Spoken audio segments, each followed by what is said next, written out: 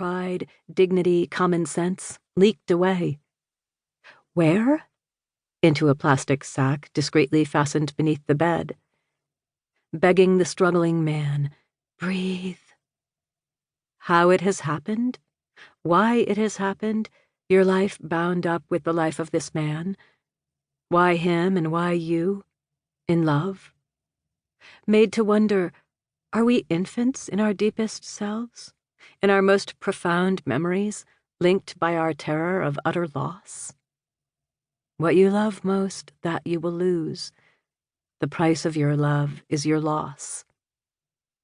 Where a cruel and capricious God has brought your husband and you to die.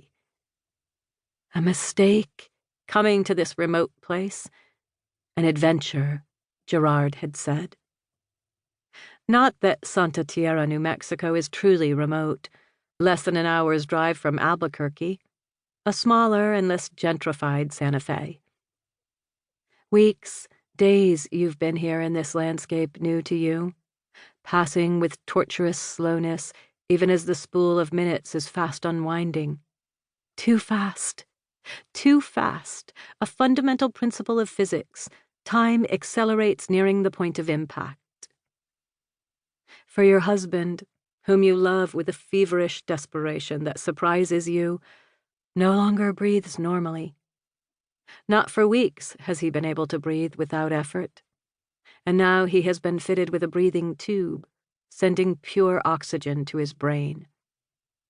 Not for weeks has he been able to breathe without visible strain, a strain that shows in his face. And this strain has become yours as well. For you are helping him breathe. You are convinced that you are helping him breathe.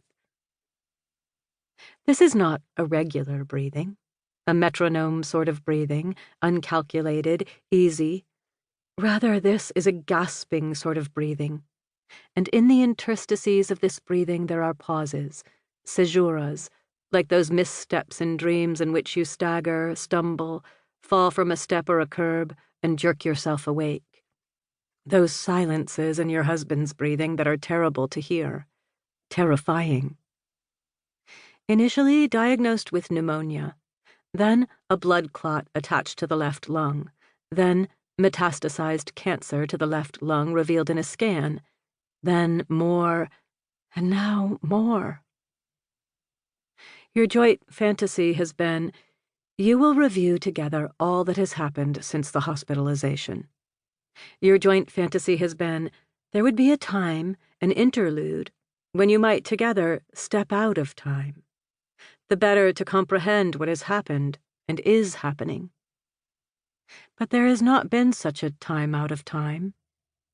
You have begun to understand there will not be such a time out of time. It is all you can do to grip your husband's hand.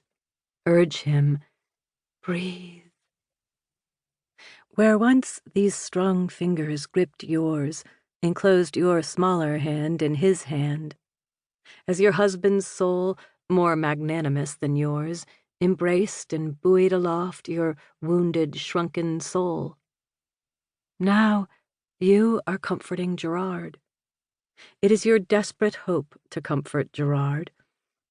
You begin to see that there is no greater purpose to your life than to comfort Gerard. Pressing blindly into the rapidly diminishing space that is your shared future, as if this space were not rapidly diminishing but unbounded. How can we comprehend an endlessly expanding universe? Gerard had wondered.